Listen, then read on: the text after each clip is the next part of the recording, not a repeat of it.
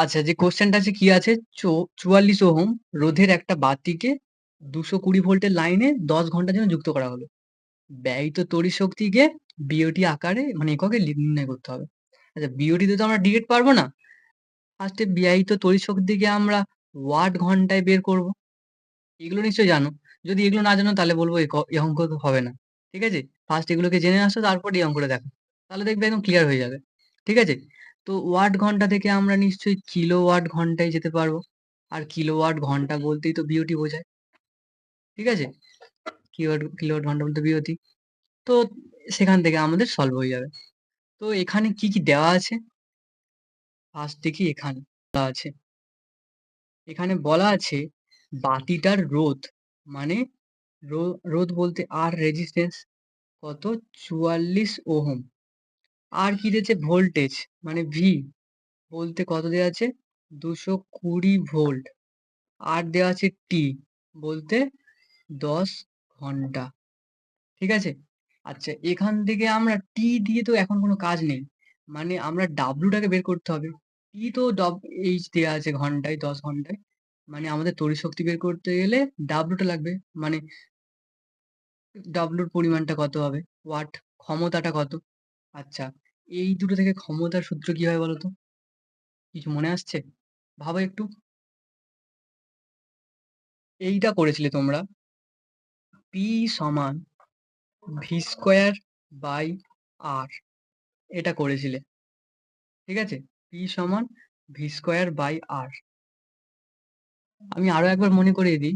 তোমরা করেছিলে পি সমান ভি আই, এটাও রয়েছে, এটাও আছে, আরো আছে পি সমান আই স্কোয়ার আর। তো এখানটায় আমরা বলো, আমাকে বলো যে পি এর মান তো বের করবো, ঠিক আছে? তো এখানে আর আর ভি দেওয়া আছে, তাহলে কোন সূত্র কাজে লাগবে? অবশ্যই এই সূত্রটা। যখন ভি আর আই দেওয়া থাকবে তখন এই সূত্রটা, ওখান থেকে পি বের করবো। ঠিক আছে? তো তিনটে সূত্র রয়েছে, এই তিনটে সূত্রের মধ্যে এইটা এখন কাজে লাগবে। তো আমরা জানি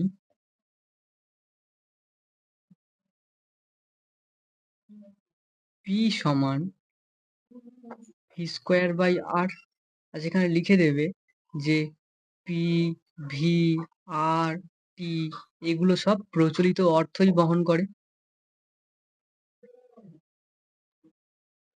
প্রচলিত অর্থ বহন করে।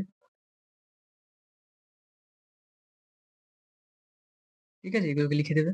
আচ্ছা, তাহলে এখানটায় ভির মান কত? ২২০। ২২০ ইন্টু ২২০ হবে, কারণ ভি স্কোয়ার আছে। তাহলে ভি দুটো লিখবো। ঠিক আছে? আর বলতে ৪৪, তাহলে ২২ দুগুণে ৪৪ হবে। ২ ১১ই, এটা কেটে যাবে। তাহলে কত হবে এখান থেকে? ১১০০। এত কি? ওয়াট। তার মানে ওই যে বাতিটা দেওয়া আছে ওর ক্ষমতা পেয়ে গেলাম এত। তাহলে বলো তড়িৎ শক্তির পরিমাণ কত?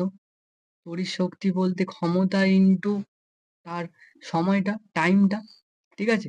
তাহলে এখানটায় এত, মানে ধরো এই সেই বাতিটা, ঠিক আছে? ইলেকট্রিক বাতি এটা, ঠিক আছে? বাল্ব, সেটা কত? 1000 ওয়াটের, 1100 ওয়াটের। এবং এটা ক ঘন্টা ধরে চলছে? 10 ঘন্টা ধরে। ঠিক আছে? তাহলে এর ক্ষমতা কত হবে? এই তড়িৎ শক্তি কত হবে? এত ইন্টু এত। অতএব লিখতে পারি এখান থেকে, অতএব ওই বাল্ব দ্বারা ব্যয়িত তড়িৎ শক্তির পরিমাণ,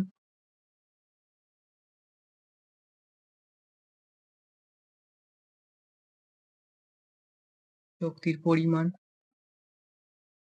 সেটা কত হবে? এত ইন্টু 10 মানে 10, মানে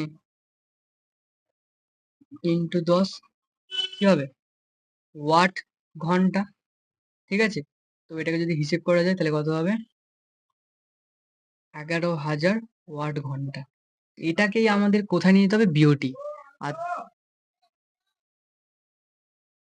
তো এখানে তাহলে ওয়াট ঘন্টা থেকে কিলোওয়াট ঘন্টাতে নিয়ে যেতে তাহলে কত দিয়ে ভাগ করতে হবে? ১০০০ দিয়ে।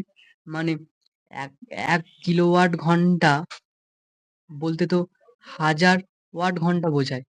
তাই জন্য আমরা এখানটায় এটাকে ১০০০ দিয়ে ভাগ করব। কারণ ছোট থেকে বড়র দিকে যাচ্ছি। বাই 1000 করলে কি হবে? কিলোওয়াট ঘন্টা। আর সেখান থেকে যদি 0, 0 এগুলো কেটে দিই, তাহলে কত? 11 আর কিলোওয়াট ঘন্টায় বলতে আসলে বিওটি বোঝায়। আমাদের প্রশ্নে কি বলা ছিল? প্রশ্নে বলা ছিল ব্যয়িত তড়িৎশক্তির পরিমাণকে বিওটি এককে নির্ণয় করো। ওই তো আমরা দেখে দিলাম যে ওই বাল্ব দ্বারা ব্যয়িত তড়িৎশক্তিকে দেখো লাস্ট পর্যন্ত বিওটিতে বের করে ফেললাম। এটাই হচ্ছে আমাদের ফাইনাল অ্যান্সার।